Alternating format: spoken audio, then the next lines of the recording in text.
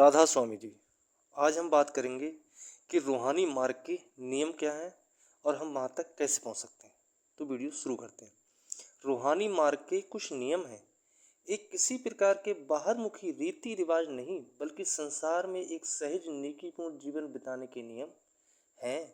सत्य, ईमानदारी, दयालुता आदि सदाचार के नियमों को सब धर्मों के महात्माओं ने अपनाया है।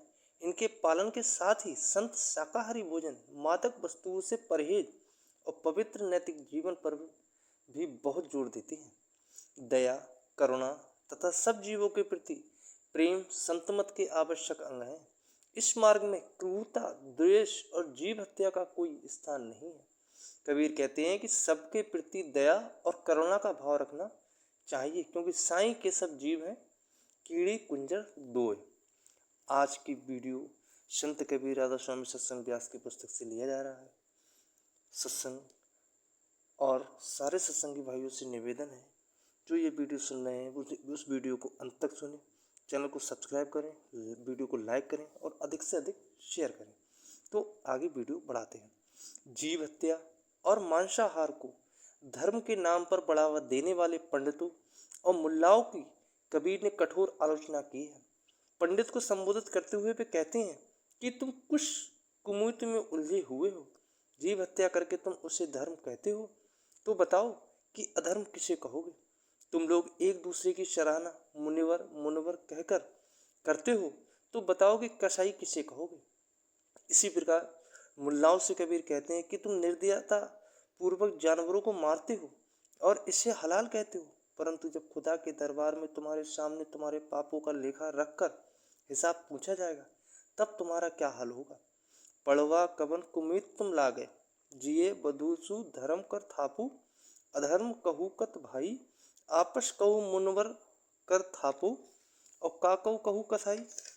आगे कबीरदास जी कहते हैं कि गुरु रविदास जी भी जीव हत्या और मांसाहार का निषेध करते हैं।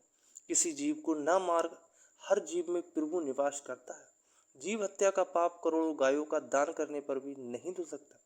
प्राणी बद नहीं कीजिए, जीव ही ब्रह्म समान, अभी रविदास पाप नहीं छूटे, करो गाउन कर दान।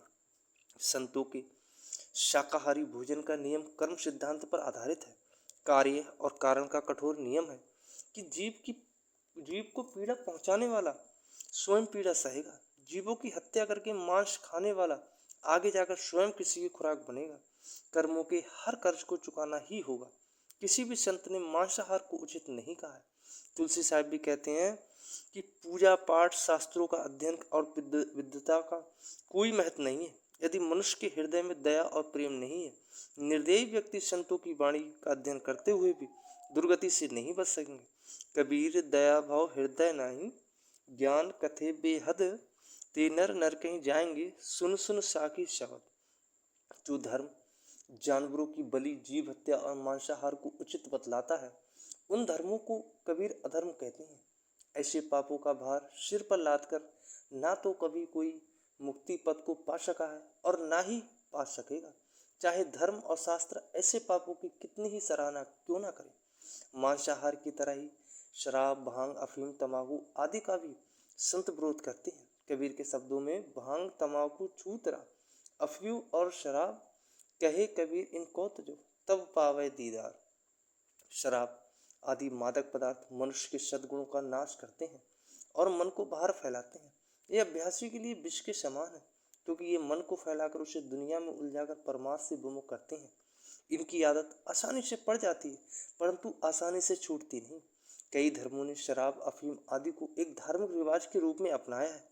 कबीर के समय में ऐसे साधु थे और आज भी हैं जो मादक वस्तुओं के उपयोग और वासनाओं में प्रवृत्त होने को अभ्यास का अंग मानते हैं। ऐसे लोगों को कबीर, गुरु नानक देव, संत रविदास, संत दादू आदि ने पाखंडी और पापी बताते हुए उन्हें शाकत कहा है। कबीर शाकत लोगों को तीव्र आलोचना करते हुए कहते हैं, कबीर शाकत ते शुकर भला, राखे आछा गांव, ऊहा साकतु बापुरा, मर गयो कोई न लेहे नाव। शराब आदि वस्तुओं का किसी भी रूप में उपयोग मनुष्य के लिए पतन का कारण बनता है। गुरु रविदास कहते हैं कि यदि शराब गंगा जल से बनाई गई हो, तब भी संत उसे नहीं छूते। सुरसुरी सलल कृतबारनी रे संत जन करत नहीं पान। मदरा आदि नशीली चीज़ों का उपयोग मनुष्य को पशु के समान विवेकहीन बना देता है। मानुष से पशुआ करे, ये वस्तु मनुष्य को भक्ति से विमुख करके काम क्रोध तथा निम्न वासनाओं की ओर ले जाती है। दादू कहते हैं कि मांस आहारी मद पीवे विषय विकारी होए। अंदर रूहानी मंडलों में जाने पर अभ्यासी उस दिव्य नशे का रस लेता है जिसके आगे संसार के सब भोग फीके होते हैं। वह प्रभु के प्रेम की मदिरा पीता है जिसका नशा कभी उतरता नहीं। बाहर के नशे से मनुष्य को मतिहीन करते हैं, उसकी बुद्धि को भ्रष्ट करते हैं और उसे भले बुरे की समझ से रहित कर देते हैं। नाम का नशा मनुष्य की बुद्धि को चेतन और मन को अंतर्मुख करता है। यह ऐसा नशा है जो जीव को प्रभु के महल में स्थान दिलाता है। गुरु अमरदास जी फरमाते हैं कि जो प्रभु की कृपा से सतगुरु से सच्चा मद प्राप्त करता है वह हमेशा मालिक के प्रेम में लीन रहता है और उसके धाम को प्राप्त करता है। नानक नदरी सच मत पाइए सतगुरु मिले जिस आए और सदा साहेब के रंग रही महली पावे था। आज की वीडियो यहाँ पर ही समाप्त होती है। सारे सत्संगी भाइयों से पुनः निवेदन है, अगर वीडियो पसंद आई तो चैनल को लाइक करें, वीडियो को सब्सक्राइब करें, चैनल को सब्सक्राइब करें, वीडियो को लाइक करें और अधिक से अधिक वीडियो शेयर करें। राधा